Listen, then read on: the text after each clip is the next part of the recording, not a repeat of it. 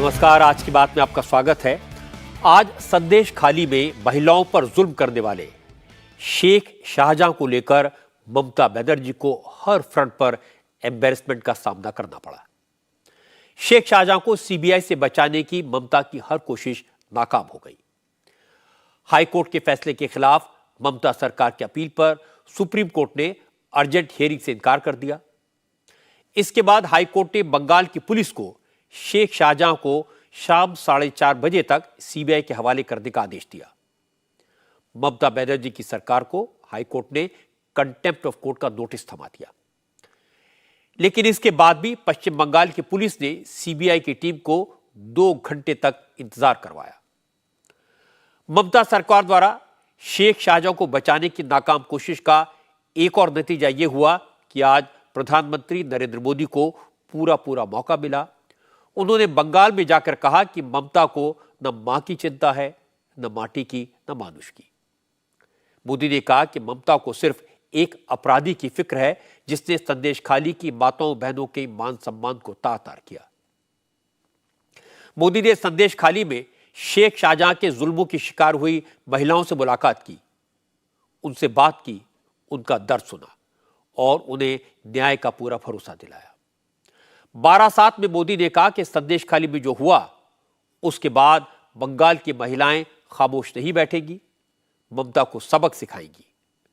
संदेश खाली का मुद्दा पश्चिम बंगाल के चुनावी माहौल का सबसे बड़ा इशू बन गया है। अब ममता बनर्जी की पार्टी के नेता अपने बचाव में क्या कह रहे हैं? ममता ने महिलाओं के गुस्से को काउंटर करने के लिए आज क्या चाल चली? बीजेपी की आगे की रणनीति क्या होगी? शेख शाहजहां की रात कहां कटेगी? और शेख शाहजहां को सीबीआई की कस्टडी में दी जाने के बाद संदेश खाली के महिलाओं ने कैसे रिएक्ट किया, यह सब मैं आपको दिखाऊंगा। लेकिन सबसे पहले बता देता हूं कि आज कोर्ट में क्या हुआ, शेख शाहजहां को बचाने की ममता की सारी कोशिशें कैसे नाकाम हुई। असल में ममता बनर्जी की सरकार ने इसके लिए पूरी ताकत लगाई कि किसी भी सूरत में शेख शाहजहां को सीबीआई के सुपुर्द न करना पड़े। कलकत्ता हाईकोर्ट ने तो कल ही बंगाल की पुलिस को आदेश दिया था कि शेख शाहजहां को सीबीआई के हवाले करे, लेकिन ममता बनर्जी की सरकार ने सुप्रीम कोर्ट में अपील करने की बात कहकर शेख शाहजहां को लेने पहुंची सीबीआई की टीम को वापस लौटा दिया। आज सुबह फिर पश्चिम बंगाल की सरकार की तरफ से अभिषेक मनु सिंघवी ने सुप्रीम कोर्ट से हाईकोर्ट के फैसले के खिलाफ अपील की, अर्जेंट हियरिंग की रिक्वेस्ट की, लेकिन कोर्ट ने यह कहकर अर्जेंट हियरिंग से इनकार कर दिया कि चीफ जस्टिस की बेंच ही तय करेगी कि बंगाल सरकार की पिटीशन पर कब और कौन सी बेंच सुनवाई करेगी। इसी दौरान कलकत्ता हाईकोर्ट में ईडी की तरफ से ममता बनर्जी की सरकार के खिलाफ कंटेम्प्ट ऑफ कोर्ट की अपील फाइल कर दी गई। हाईकोर्ट को बताया गया कि अदालत के आदेश के बाद भी बंगाल पुलिस ने शेख शाहजहां को सीबीआई के हवाले नहीं किया। इस पर हाईकोर्ट ने सख्त नाराजगी जाहिर की। बंगाल के चीफ सेक्रेटरी, पुलिस के महानिदेशक और सीआईडी के एडिशनल डायरेक्टर जनरल को अपनी अवमानना का नोटिस जारी कर दिया और बंगाल पुलिस को फिर से ऑर्डर दिया कि वो संदेश खाली केस के आरोपी शेख शाहजहां को आज शाम 4:30 बजे तक सीबीआई के हवाले कर दे और इस मामले की सारी फाइलें भी सीबीआई को सौंप दी जाएं। लेकिन हैरानी की बात है कि शाम को 6 बजे तक बंगाल पुलिस ने शेख शाहजहां को सीबीआई के हवाले नहीं किया। लगभग 2 घंटे इंतजार कराने के बाद पहले बंगाल पुलिस शेख शाहजहां को मेडिकल चेकअप के लिए हॉस्पिटल ले गई और फिर करीब 6:45 बजे उसे सीबीआई को सौंप दिया। एजेंसीज के रुख से, सरकार के तेवरों से कैसे अपराधी का रवैया और उसके हाव भाव बदलते हैं, यह मैं आपको दिखाता हूं। सीबीआई की टीम जब शेख शाहजहां को मेडिकल चेकअप के लिए हॉस्पिटल लेकर पहुंची तो उसके चेहरे की हवाइयां उड़ी हुई थी, चेहरा उतरा था। सीबीआई के अफसर शेख शाहजहां को अपराधी की तरह दोनों हाथ पकड़कर हॉस्पिटल ले गए। लेकिन एक हफ्ते पहले जब पश्चिम बंगाल की पुलिस ने शेख शाहजहां को गिरफ्तार के बाद कोर्ट में पेश किया था तो पुलिस उसे एस्कॉर्ट कर रही थी। शेख शाहजहां जेब में हाथ डालकर, सिर उठाकर कोर्ट में घुसा, उसे कैमरे देखकर विक्ट्री साइन दिखाया और इसके बाद जब कोर्ट से निकला, पुलिस की हिरासत में था, उस वक्त गाड़ी में बैठने से पहले नेताओं की तरफ उसने पब्लिक की तरफ हाथ हिलाकर वेव किया। लेकिन आज जब शेख शाहजहां सीबीआई की गिरफ्त में आया तो उसकी सारी अकड़ खत्म हो चुकी थी और जो रही सही है वो अगले 2-4 दिन की खातेदारी में खत्म हो जाएगी। शेख शाहजहां अब सीबीआई की कस्टडी में है। आज उसे याद आ रहा होगा कि वो अपनी पब्लिक मीटिंग्स में लोगों से कहता था कि सीबीआई और ईडी उसका बाल भी बांका नहीं कर सकते। वो लोगों से कहता था भगवान से प्रार्थना करो कि उससे गुस्सा ना आ जाए, अगर उससे गुस्सा आया तो बीजेपी के वर्कर्स के दांत तोड़ देगा और बीजेपी के नेताओं की खाल खिंचवा देगा। कोई भी लीडर कितना भी पावरफुल हो, किसी राज्य में बिना मुख्यमंत्री की शय के, बिना मुख्यमंत्री के प्रोटेक्शन के सरेआम इस तरह की दादागिरी वाली बातें नहीं कर सकता। और अब तो ममता बनर्जी को इस बात का एहसास हो गया होगा कि 56 दिन तक खामखा शेख शाहजहां से क्रिमिनल को बचाने की कोशिश की, उसे पनाह देने की कोशिश की, उसके जुल्मों पर पर्दा डालने की नाकाम कोशिश की। एक तरफ कोर्ट को नाराज किया, दूसरी तरफ गलत पॉलिटिकल मैसेज दिया। इन सब का नतीजा यह हुआ कि बीजेपी को बैठे बिठाए ममता के खिलाफ एक बड़ा इशू मिल गया। लोकसभा चुनाव में जाहिर है बीजेपी से एक बड़ा इशू बनाएगी, बंगाल की महिलाओं को बार बार याद दिलाएगी कि दीदी ने एक क्रिमिनल को प्रोटेक्ट किया, महिलाओं पर जुल्म करने वाले का साथ दिया। और आज हमने देखा कि नरेंद्र मोदी ने इसका पूरा इस्तेमाल भी किया। बंगाल की सरकार का जो रवैया है, जिस तरह से शेख शाहजहां को बचाने की कोशिश की जा रही है, इसे बड़ा इशू बना दिया। नरेंद्र मोदी कल से ही कोलकाता में हैं। आज बंगाल में मोदी के 2 प्रोग्राम थे। पहले उन्होंने कोलकाता में देश की पहली अंडर वाटर मेट्रो रेल का इनॉग्रेशन किया और उसके बाद मोदी ने बारासात में एक पब्लिक मीटिंग का एड्रेस किया। बारासात नॉर्थ 24 परगना जिले का एक शहर है और संदेश खाली से सिर्फ 85 किलोमीटर दूर है।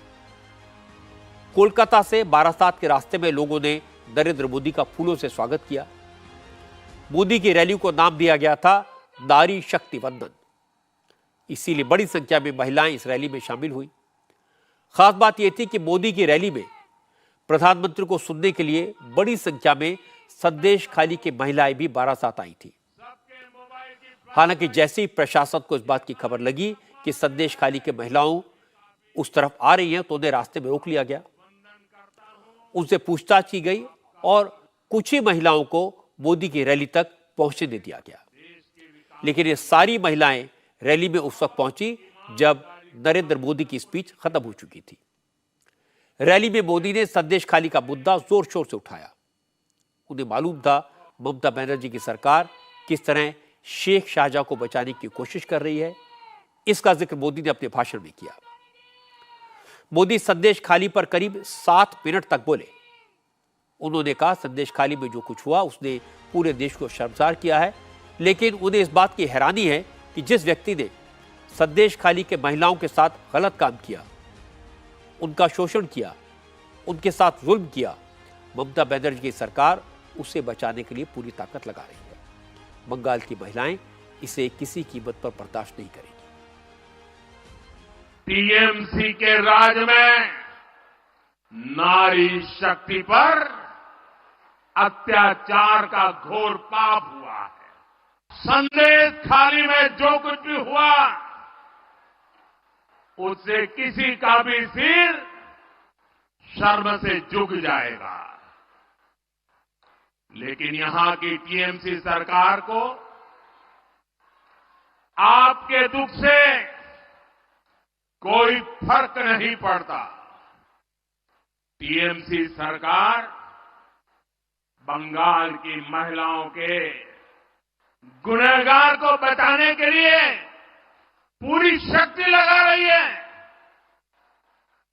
लेकिन पहले हाई कोर्ट और फिर सुप्रीम कोर्ट से भी राज्य सरकार को झटका लगा है। गरीब, दलित, वंचित, आदिवासी परिवार की बहनों बेटियों के साथ टीएमसी के नेता जगह जगह अत्याचार कर रहे हैं।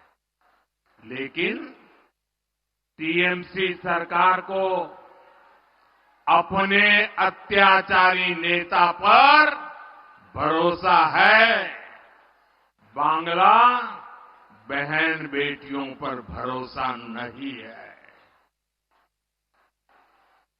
इस व्यवहार से बंगाल की महिलाएं, देश की महिलाएं आक्रोश में है। नारी शक्ति के आक्रोश का ये ज्वार संदेश खाली तक ही सीमित नहीं रहने वाला। टीएमसी के माफिया राज को ध्वस्त करने के लिए बंगाल की नारी शक्ति निकल चुकी है। इसके बाद मोदी ने परिवारवाद का मुद्दा उठाया। इशारा ममता बनर्जी और अभिषेक बनर्जी की तरफ था। मोदी ने कहा, आजकल कुछ लोग कहते हैं कि मोदी का कोई परिवार ही नहीं है, और जब वो कहते हैं कि 140 करोड़ देशवासी मेरा परिवार हैं, तो उस पर भी सवाल उठाए जाते हैं। मोदी ने कहा, आज मैं बताता हूं कि मैं पूरे देश को अपना परिवार क्यों मानता हूं। मैं जीवन का एक पहलू जिसके विषय में आमतौर पर मैं नहीं बोलता हूं, लेकिन आज जब माताएं बहनें बैठी हैं तो बोलने का मेरा मन काट जाता है। बताऊं? कुछ लोगों को लगता होगा कि किसी राजनेता ने मुझे गाली दी और इसलिए मैं इन सबको मेरे परिवार कह रहा हूं। लेकिन मैं सच्चाई बताना चाहता हूं। मैं बहुत छोटी आयु में घर छोड़ करके एक झोला लेकर के चल पड़ा था। परिव्राजक की तरह देश के कोने कोने में भटक रहा था, कुछ खोज रहा था। मेरे जेब में कभी एक पैसा नहीं रहता था, एक पैसा नहीं रहता था। लेकिन आपको जान करके और देशवासियों को जान करके गर्व होगा, कोई न कोई परिवार, कोई न मां बाप, कोई बहन, पता नहीं क्या कारण, वो मुझे पूछ लेते थे कि भाई बेटे कुछ खाना वाना खाए हो कि नहीं खाए हो। और मैं आज देशवासियों को बता रहा हूं, सालों तक मैं परिवारजक रहा हूं, कंधे पर झोला लेके घूमता रहा हूं, जेब में एक पैसा नहीं रहा, लेकिन मैं एक दिन भी भूखा नहीं रहा। और इसलिए मैं कहता हूं, यही मेरा परिवार।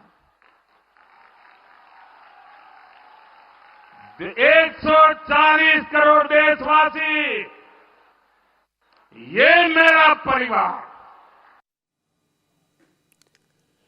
चूंकि संदेश खाली के महिलाओं को मोदी की रैली में पहुंचने में देर हो गई थी, इसलिए रैली खत्म होने के बाद प्रधानमंत्री मोदी ने मंच से उतरकर शेख शाहजहां के जुल्मों की शिकार इन महिलाओं से मुलाकात की, उनसे काफी देर तक बात की, उनकी आपबीती सुनी। प्रधानमंत्री ने इन महिलाओं से कहा कि महिलाओं ने बताया कि उन्हें अभी भी धमकियां मिल रही हैं, बंगाल की सरकार और बंगाल की पुलिस पर उन्हें यकीन नहीं है, वो लोग अभी भी खौफ के साए में जी रहे हैं। मोदी ने महिलाओं को यकीन दिलाया कि केंद्र सरकार उनके साथ खड़ी है, उन्हें न्याय दिलाने के लिए हर संभव कोशिश की जाएगी, इसलिए अब उन्हें किसी से डरने की जरूरत नहीं है। मोदी से मुलाकात के बाद इन महिलाओं ने कहा, ममता बनर्जी खुद एक महिला हैं, फिर भी उन्हें महिलाओं का दर्द समझ में नहीं आया। उन्होंने ममता बनर्जी के बर्ताव को शर्मनाक बताया और कहा कि अब उन्हें मोदी से ही इंसाफ की उम्मीद है।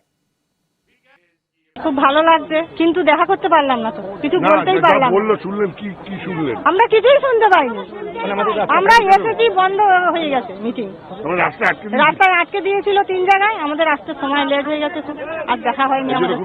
খুব দুঃখিত। আমরা চাইছি যে মোদিজি আমাদের সন্দেশখালীতে যাক, আমাদের প্রচুর মহিলাদের অভিযোগ আছে, আমরা চাই সন্দেশখালীতে একটু আসে, কিন্তু দেখা হলো না এই সময়।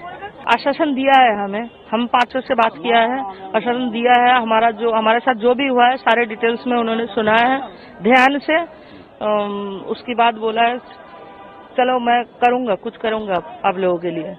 अभी जो आपने मिला, उनका जो एटीट्यूड देखा, उनके जो बात सुना, आपको खुश है, सुकून मिला?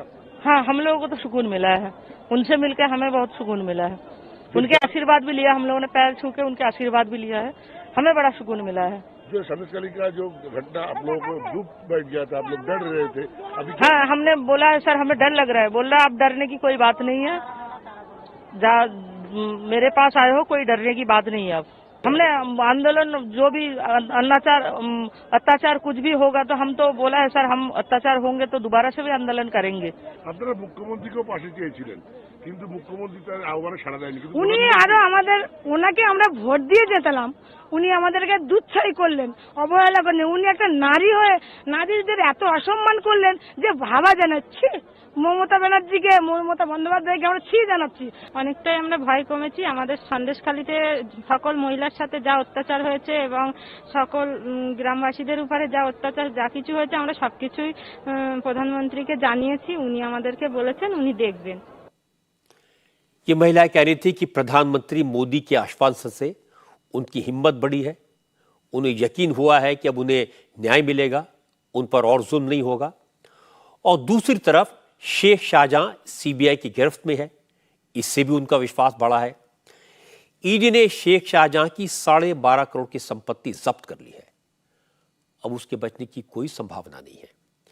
इसलिए भी महिलाओं में उम्मीद जगी है कि शेख शाहजहां का खौफ अब हमेशा हमेशा के लिए खत्म होगा।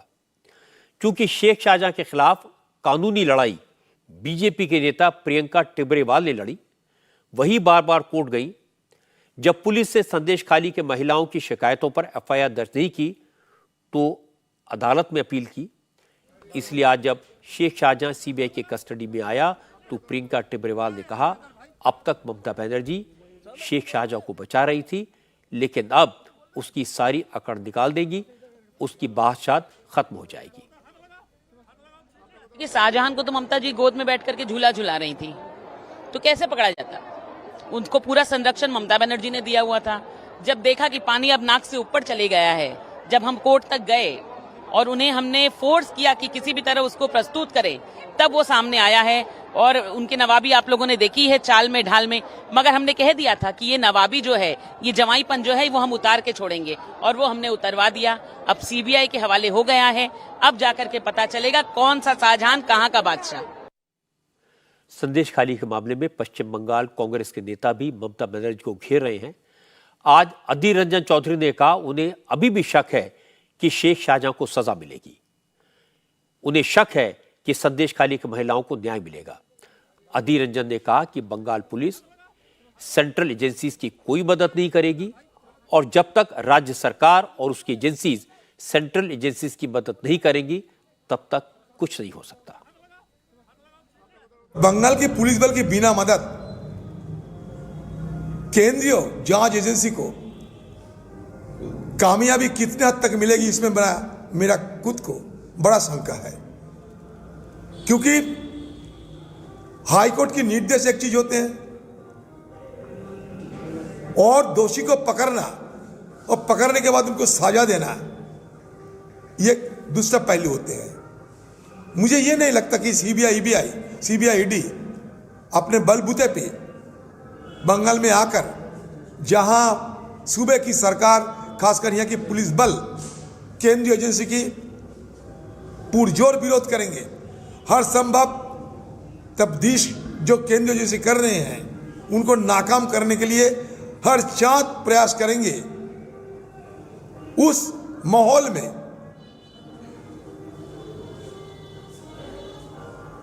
ये जांच पड़ताल क्या होगी, नतीजा क्या निकलेगी, मुझे इसमें बहुत सारे शक है। ममता बनर्जी को जब लगा कि महिलाएं उनसे नाराज हो सकती हैं, शेख शाहजहां की वजह से ये नाराजगी बढ़ सकती है, तो उन्होंने महिलाओं के नाराजगी कम करने के लिए एक चुनावी पासा फेंका। आज उन्होंने ऐलान किया कि सरकार ने आशा वर्कर्स और आंगनबाड़ी कार्यकर्ताओं की सैलरी बढ़ाने का फैसला किया है। ममता बनर्जी ने अगले महीने से आशा वर्कर्स, आंगनबाड़ी सहायिकाओं की सैलरी 750 रुपए बढ़ा दी है। इसके साथ साथ आईसीडीएस हेल्पर की सैलरी भी 500 रुपए प्रतिमाह बढ़ा दी जाएगी। इस फैसले के जरिए ममता ने यह जताने की कोशिश की है कि उनकी सरकार महिलाओं की सबसे बड़ी हमदर्द है। यह ऐलान करने के कुछ ही देर बाद ममता बनर्जी ने अपना एक रिकॉर्डेड स्टेटमेंट जारी किया।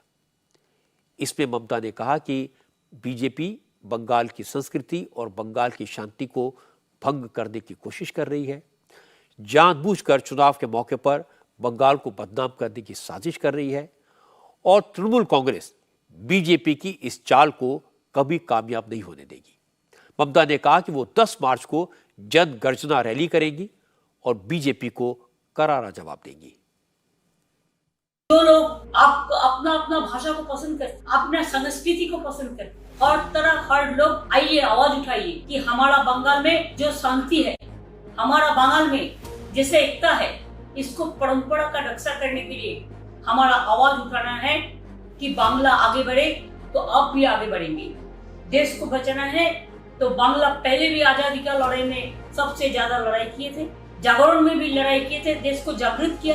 ये बांग्ला के बचाने के लिए जो वंचित कर रहा है, जो दलित के ऊपर अत्याचार कर रहा है, जो पार्टी जो शोषित कर रहा है, जो वंचित कर रहा है, जो लूट कर रहा है जनता को, जनता का पॉकेट लूट कर रहा है, पॉकेट काट रहा है और खाली विज्ञापन देके, भाषण देके बड़ा बड़ा भाषण करते हैं चुनाव का टाइम में। आज चुनाव के बाद इसको शक्ल भी नहीं दिखाया जाता है। इसके लिए आप लोग मैं विनती करना चाहेंगे, आप मेहरबानी करके आइए और वादा लीजिए कि हम जिंदगी देने के लिए तैयार है, लेकिन हम एनआरसी करने नहीं देंगे। हम जिंदगी देने के लिए तैयार है, लेकिन बांग्ला टूटने हम नहीं देंगे। हम लड़ाई करने के लिए तैयार है, लेकिन हम बांग्ला का जो कल्चर है, कोई भी कीमत पर हम उसको टूटने नहीं देंगे। ममता बनर्जी फाइटर हैं, बंगाल की जनता के नब्ज को समझती हैं। वो बंगाली प्राइड की बात करके पब्लिक सपोर्ट अपने साथ लाने की कोशिश कर रही हैं। लेकिन उनकी एक और मुसीबत यह है कि आजकल उनकी पार्टी के नेता एक एक करके उनका साथ छोड़ रहे हैं। तृणमूल कांग्रेस के फाउंडर मेंबर, 3 बार के विधायक, ममता सरकार के पूर्व मंत्री तापस रॉय ने आज बीजेपी ज्वाइन कर ली। तापस रॉय ने कहा कि वो संदेश खाली के महिलाओं के आंसू नहीं देख पाए, तृणमूल कांग्रेस के नेताओं पर लग रहे करप्शन के इल्जाम बर्दाश्त नहीं कर पाए। तापस रॉय ने कहा कि ममता के लिए भले ही शेख शाहजहां बड़ा नेता हो, लेकिन जनता की नजर में वो जालिम ही रहेगा। छोड़ने का वजह बहुत सारे है, जैसे लॉलेसनेस, जैसे बॉकटुई, जैसे संदेश खाली, जैसे माँ बहनों का जो रोना, आंसू, ये देख के हम सह नहीं पाए। ऐसा बंगाल के लिए हम लोग तो टीएमसी नहीं बनाए थे, नहीं किए थे, इसीलिए हमको पसंद नहीं किया जाता था। कभी कुछ कहीं भी होने से हम बोलते थे ये सही नहीं हो रहा, ये गलत हो रहा, चाहे वो पार्टी ऑफिस में बैठ के, चाहे विधानसभा में बैठ के, चाहे कहीं भी बैठ के हम यही बातें करते थे। ये सब होना नहीं चाहिए। इस सब से असर पड़ता, समाज में असर पड़ता, आम जनता सब पसंद नहीं करते हैं। हमको जो करना था वो हम सही किए हैं, बहुत आगे करना चाहिए था। इस पूरे मामले को गहराई से समझने की जरूरत है। ममता बनर्जी बीजेपी पर बंगाल का माहौल खराब करने का इल्जाम लगा रही हैं, संदेश खाली को बीजेपी की साजिश बता रही है, लेकिन पूरे देश ने देखा है, अगर शेख शाहजहां और उसके गुंडे ईडी की टीम पर हमला न करते, ममता बनर्जी उसी दिन शेख शाहजहां को गिरफ्तार करवा देती, तो हो सकता है कि संदेश खाली के महिलाओं के साथ हुए जुल्म और जमीनों पर कब्जे के मामले कभी सामने ही ना आते। इसलिए पहली गलती तो ममता ने शेख शाहजहां को अरेस्ट करने के बजाय 56 दिन तक उसे छुपा कर की। इसके बाद जब संदेश खाली में सेंट्रल फोर्सेस की तैनाती हुई, बीजेपी के नेताओं के दौरे शुरू हुए, तो वहां के लोगों की हिम्मत बढ़ी। संदेश खाली की महिलाएं आगे आईं, कैमरों के सामने रो रो कर उन्होंने अपनी दास्तान बयान की। लेकिन ममता ने विधानसभा में खड़े होकर महिला के आंसुओं को एक्टिंग बताया, अभिनय कहा, आरोपों को झूठ करार दिया, उनके बयानों को बीजेपी की लिखी हुई स्क्रिप्ट बता दिया। यह ममता की दूसरी गलती थी। इसके बाद संदेश खाली के महिलाओं के एफिडेविट कोर्ट में जमा हुए। कोर्ट के प्रेशर में पुलिस को एफआईआर दर्ज करनी पड़ी।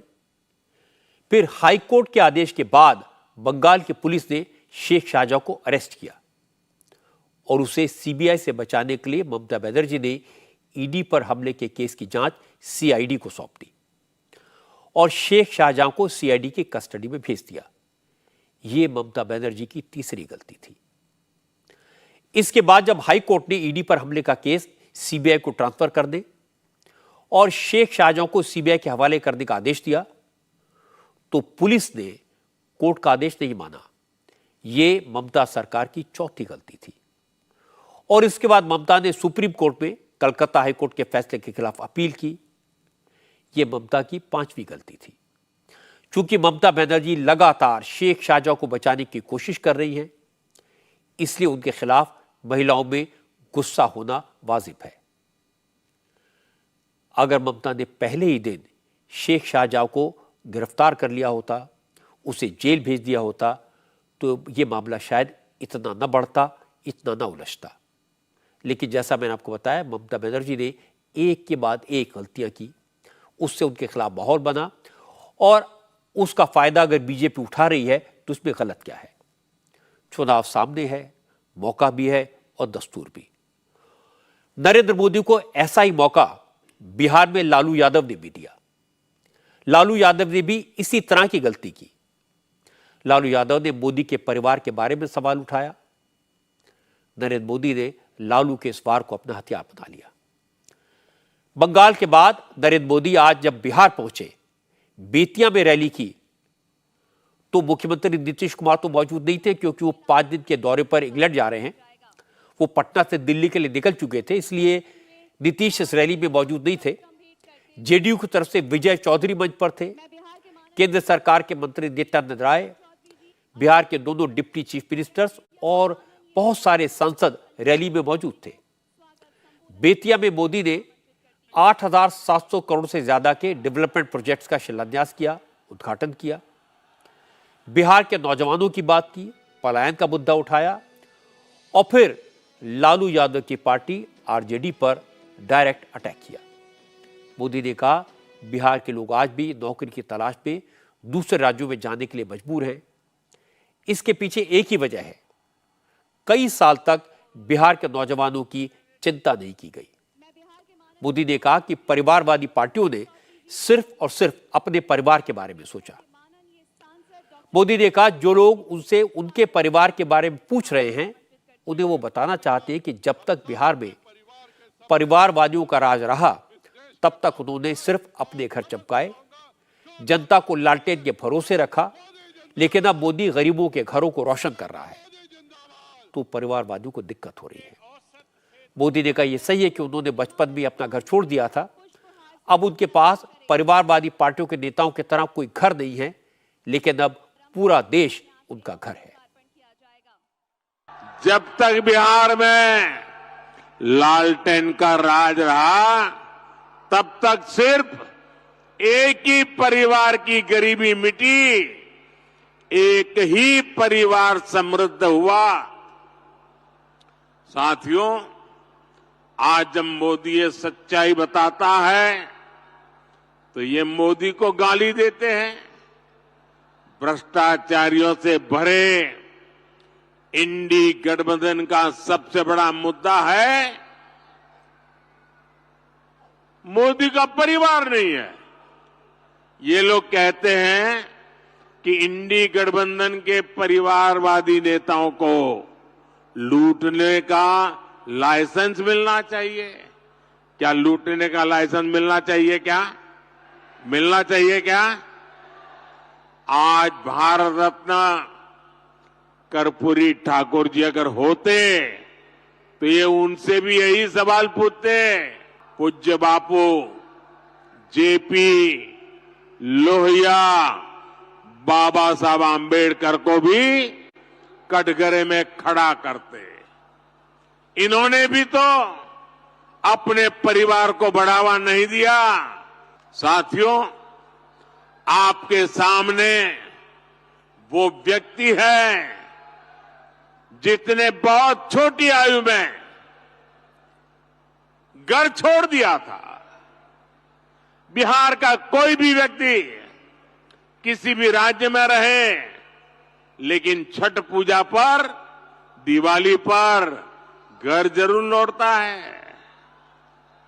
लेकिन वे मोदी जिसने बचपन में ही घर छोड़ दिया, मेरा कौन सा घर है जहां मैं लौटूं?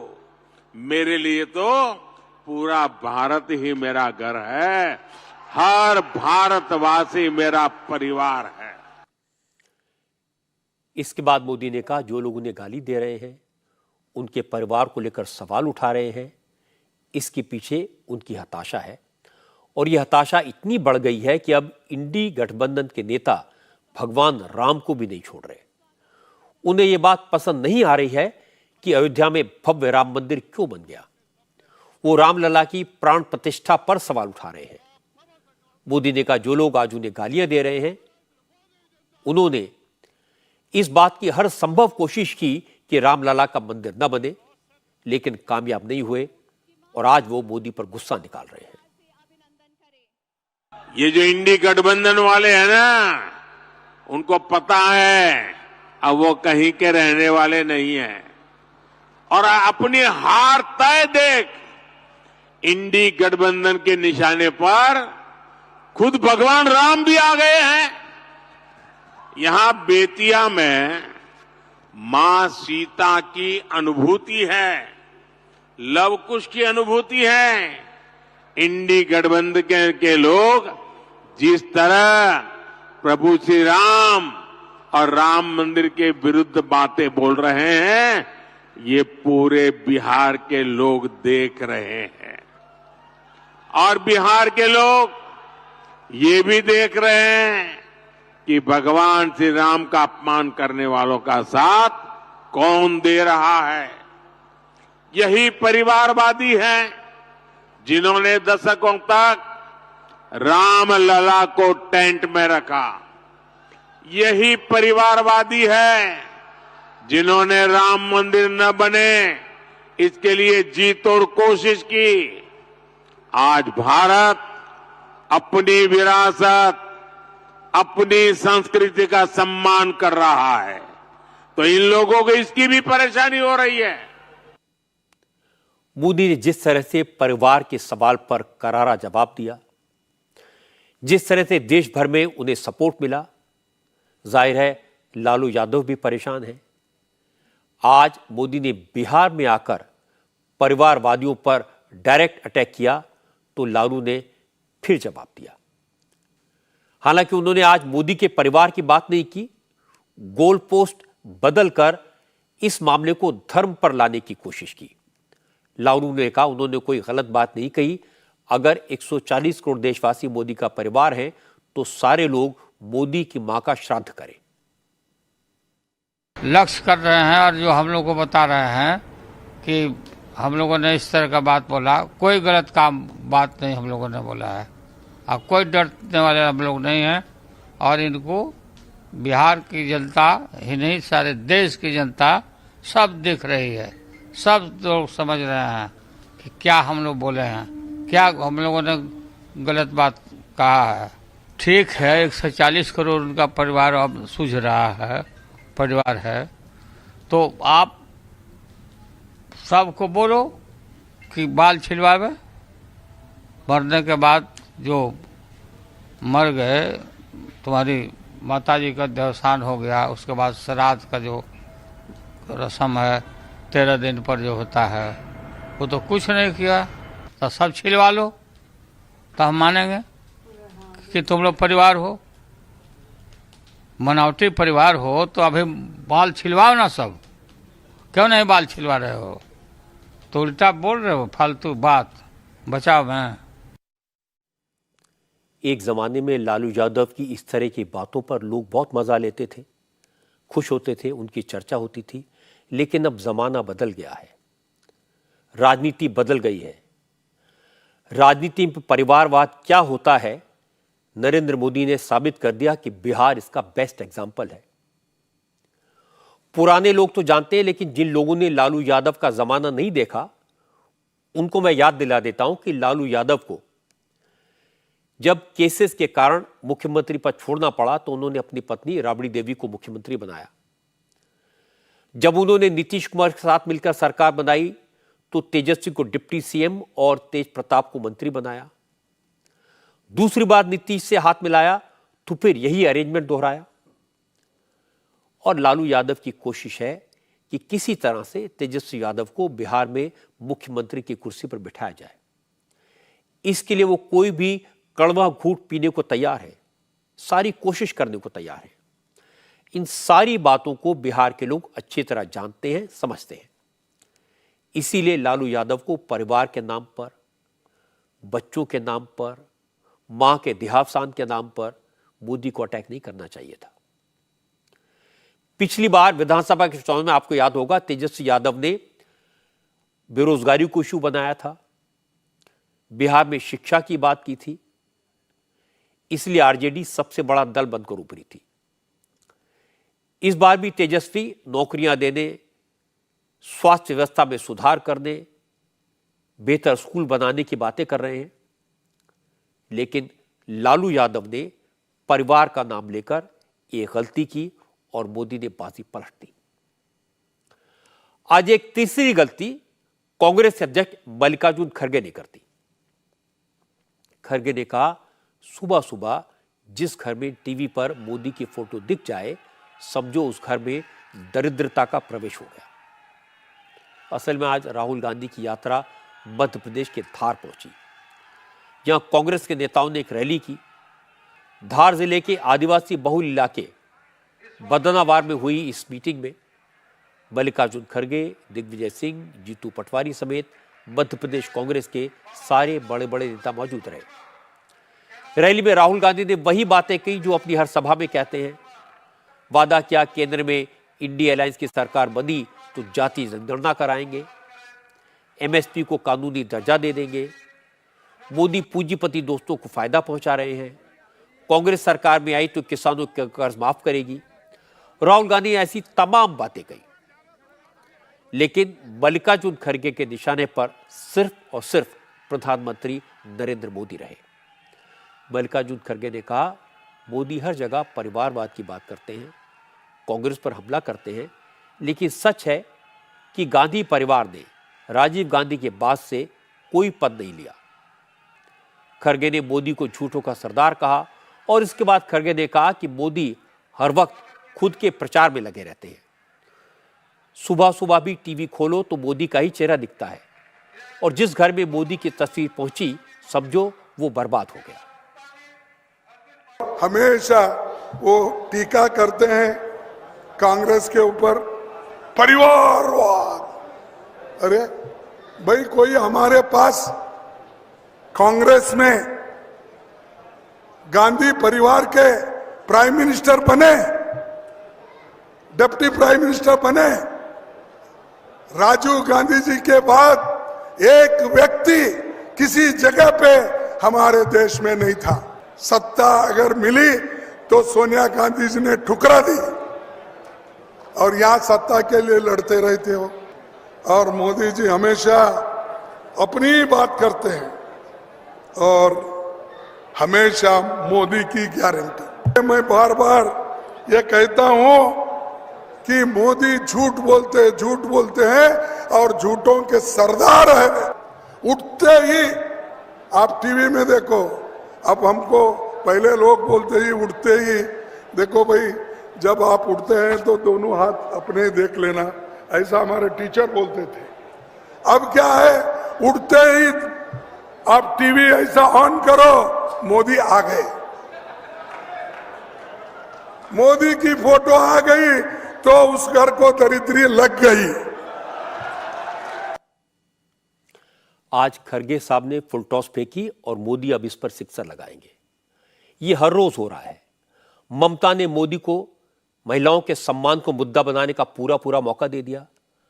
अब बीजेपी नारी शक्ति बंधन अभियान चलाएगी। लालू ने मोदी के परिवार पर सवाल उठाए तो बीजेपी पूरे देश में मैं हूं मोदी का परिवार ये कैंपेन चला रही है। अब खरगे ने कह दिया कि जिस घर में मोदी की फोटो पहुंची समझो उस घर में दरिद्रता पहुंच गई।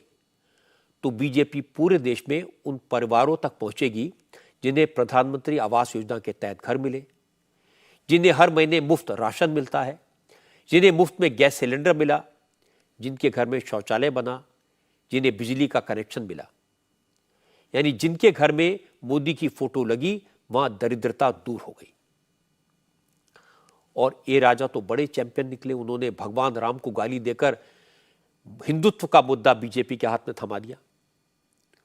कुल मिलाकर चुनाव से पहले डेस्परेशन में एंटी मोदी मोर्चे के नेता एक के बाद एक गलती कर रहे हैं, एक के बाद एक सेल्फ गोल कर रहे हैं।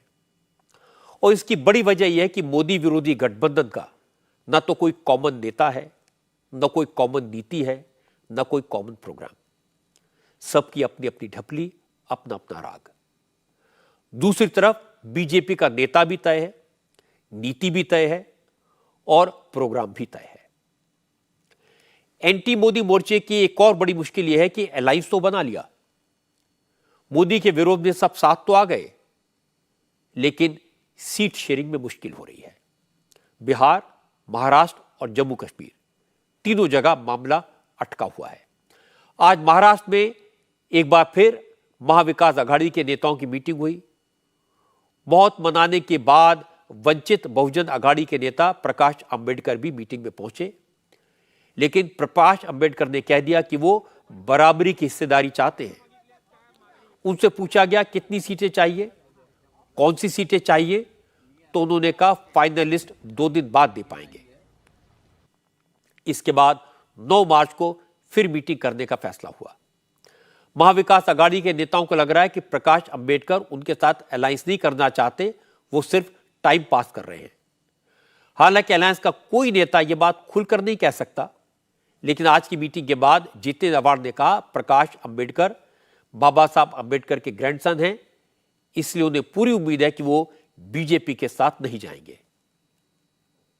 देखो, नतीजा तो ऐसे नहीं निकला है, लेकिन नतीजा अच्छा आएगा और महाराष्ट्र के हित में आएगा। प्रकाश अंबेडकर जी ने कहा है कि जितनी जगह चाहिए वो नाम के साथ मैं 9 तारीख को भेज दूंगा। आज वो तैयारी करके नहीं आए थे, अभी वो बोले कि हम तैयारी करके आपके पास भेज देंगे, फिर 9 तारीख को। वो अंबेडकर के पोते हैं, उनका स्वाभिमान है, और मुझे नहीं लगता बीजेपी जैसी पार्टी पोता जिसके खून में बाबा साहब अंबेडकर है वो बीजेपी के हाथों पे नाचेगी।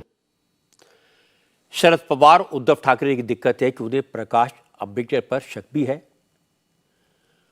उन्हें लगता है कि वो बीजेपी के कहने पर चल रहे हैं, लेकिन वो उनका साथ छोड़ भी नहीं सकते, क्योंकि उन्हें पता है प्रकाश अंबेडकर भले ही ज्यादा सीटें जिताने की स्थिति में ना हो, लेकिन वो बहुत सारी सीटें हराने की ताकत रखते हैं। इसीलिए प्रकाश अंबेडकर सबको 1 महीने से घुमा रहे हैं और महाविकास अघाड़ी के नेता उनके पीछे पीछे घूमने को मजबूर है। दूसरी तरफ बीजेपी ने महाराष्ट्र में 48 में से 45 सीटें जीतने के टारगेट के साथ सीट शेयरिंग का फॉर्मूला करीब करीब फाइनल कर लिया है। अमित शाह 2 दिन से महाराष्ट्र में थे। उन्होंने देवेंद्र फडणवीस, अजीत पवार और एकनाथ शिंदे के साथ 2 बार मीटिंग की। पता यह लगा कि अमित शाह ने अजीत पवार और एकनाथ शिंदे को बता दिया कि गठबंधन में कौन कितनी सीटों पर लड़े ये जरूरी नहीं है, जरूरी यह है कि कौन कितनी सीटों पर जीत सकता है। इसके बाद तय हुआ कि बीजेपी 36 से 38 सीटों पर चुनाव लड़ सकती है। एकनाथ शिंदे की शिवसेना को 5 से 6 सीटें मिलेंगी और अजीत पवार के एनसीपी को 3 सीटें मिल सकती हैं। अजीत पवार और शिंदे अपनी पार्टी के कुछ नेताओं के नाम देंगे जो बीजेपी के सिंबल पर चुनाव लड़ सकते हैं। सीट किसको मिलती है ज़्यादा अहमियत नहीं रखता है, हमें मोदी जी को वापस प्राइम मिनिस्टर बनाना है और ये एक ही लक्ष्य है कि अपने देश की प्रगति, और देश की प्रगति करना है तो मोदी साहब ही प्राइम मिनिस्टर बनने चाहिए। आप अपने फ़ायदे के लिए, अपने ओन सेल्फिश मोटिव के लिए आज इकट्ठा आ रहे हैं और इसका विपरीत परिणाम अपने देश के प्रगति पे होगा, ये वस्तुस्थिति है।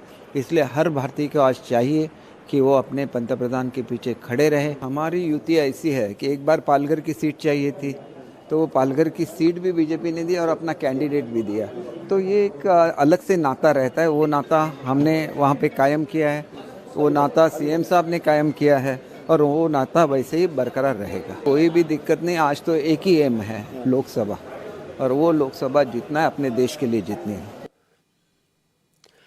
असल में महाराष्ट्र को लेकर बीजेपी को चिंता तो है, क्योंकि यहां भी बीजेपी वाली महायुति में भी वही प्रॉब्लम है जो महाविकास अघाड़ी के साथ है। पार्टियां टूटी हुई हैं, फूटी हुई हैं, नेताओं पर बाकी दूसरों को विश्वास नहीं है।